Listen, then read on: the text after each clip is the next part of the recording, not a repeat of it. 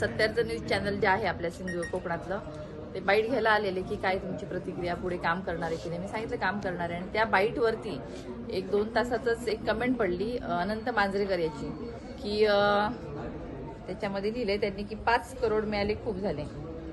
ही bite वरती त्या comment आली माझ्या बाईटवरती. ही जशी कमेंट वाचली मी तात्काळ पोलीस स्टेशनला आले. पोलीस स्टेशनला येता येता SP-ना फोन केला, महिला आयोगला फोन केला. म्हटलं हे चुकीचं झालेलं आहे, ताबडतोब याच्यावर ऍक्शन व्हायला पाहिजे. पोलीस स्टेशनला इथे आल्यानंतर हे माझ्या आधी कानावर होतं. गेले 18 तारखेला माझ्या कानावर अफवा आलेली की असं कोणतरी चर्चा पसरवते की 5 करोड घेतले आणि मॅनेज झालेले आहेत आणि उभ्या राहिल्यात. आणि ही अफवाला आपण काय स्टेटमेंट किंवा उत्तर देणार. म्हटलं ही अफवा, याच्यात काही तथ्य नाहीये. पण आज प्रूफ मिळाला. त्यामुळे मला ताबडतोब त्याच्यावर काहीतरी कारवाई झालीच पाहिजे म्हणून आम्ही इथे आलो. पोलीस स्टेशनमध्ये सगळं त्यांनी लिहून घेतलं रितसर आणि त्याच्यावर कारवाई होणार. अब्रू नुकसानीचा दावा दाखल केलेला आहे, तो करणार आहे. पण आता ह्या पद्धतीने जर महिलांवरती, जर राजकारणात येणाऱ्या महिला किंवा ज्या प्रामाणिकपणे काम करणाऱ्या महिलांवरती तुम्ही असं अफवा पसरवत असाल, सोशल मीडियावर असे कमेंट्स करत असाल, तर ते धोकादायक आहे. हे माझ्यासाठी मी आलेली आहेत, पण माझ्याबरोबर माझे पण पदाधिकारी आहेत, सर्वजण आहेत. त्यांना उद्या कोण नावं ठेवू शकतं. माझ्यासारख्या कितीतरी महिला आहेत ज्यांना करिअर करायचंय पुढे, ह्यांना कोण नावं ठेवू शकतं.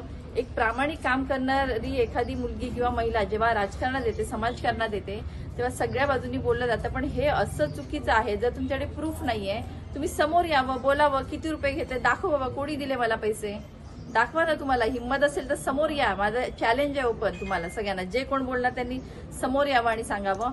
आणि हे असं खपवून घेणार नाहीये. आणि जे चुकीचं वागतायत, जे चुकीचं बोलतायत, त्यांच्यावर कारवाई झाल्याशिवाय राहणार नाहीये.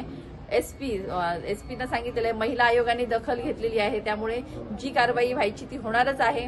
आणि याच्या पुढे गप्प बसणार नाही. असं कोणी चुकीचं बोलताना दिसलं तर त्याच्यावर ताबडतोब ऍक्शन होणार. आणि आम्ही सगळे समर्थ आहोत त्याच्यासाठी. आणि आमच्या पदाधिकाऱ्यांवर एका जरी कार्यकर्त्यावर बोट उगारलं तर एकही लोक बोट दाखवू शकत नाही की बाबा ह्यांनी असं केलं तसं केलं. कारण सगळे प्रामाणिकपणे लढलेले आहेत. सगळ्यांनी पाहिलंय, उभ्या सावंतवाडी विधानसभा मतदारसंघाने पाहिलंय की काय प्रामाणिकपणाची लढाई आम्ही लढलोय. रात्रीचा दिवस केलाय, अखंड परिश्रम केले. आणि तुम्ही ह्या पद्धतीने बोलतायत. अरे काय हे चाललंय हे सावंतवाडीमध्ये. खूप वाईट वाटलं ह्या सगळ्या गोष्टीचं. पण यांना धडा शिकवल्याशिवाय राहणार नाही.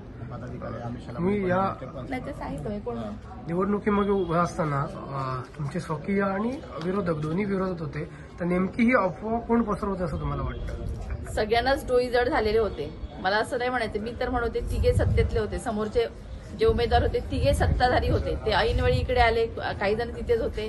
त्यामुळे त्यांना डोई जड झालेली. एक महिला काम करते, प्रामाणिकपणाची लढाई लढते, स्वाभिमानाची लढाई लढते, त्याची भीती वाटत होती कुठेतरी. म्हणून हे सगळं चाललेलं. शेवटच्या दिवसापर्यंत निलंबनाचं चाललेलं, शेवटच्या दिवसापर्यंत अफवा पसरवण्याचं चाललेलं आणि प्रत्येक पदाधिकाऱ्याला, कार्यकर्त्यांना फोडण्याचं काम चाललेलं, महिलांना धमकावण्याचं पण झालेलं आहे. मी प्रत्येक वेळेला सांगते, आमच्या कार्यकर्त्यांना आमिष देऊन झाली.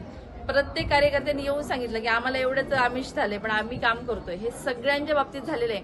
आमच्या बूथ अध्यक्षांना फोडण्याचं काम झालेलं आहे. म्हणजे अरे तुम्ही चांगली लढाई लढा ना, सत्याची लढाई लढा ना, कॉम्पिटिशन तुम्ही हेल्दी करा. तुम्ही काय एकमेकांची माणसं फोडून रात्रीतनं आमिष दाखवताय. हे चुकीचं राजकारण आहे आणि हे कुठेच विकासाचं राजकारण नाहीये. त्यामुळे सावंतवाडीच्या जनतेला अजिबात खपणारं राजकारण नाही आणि हे दिसलं ह्या इलेक्शनमध्ये सगळ्यांना.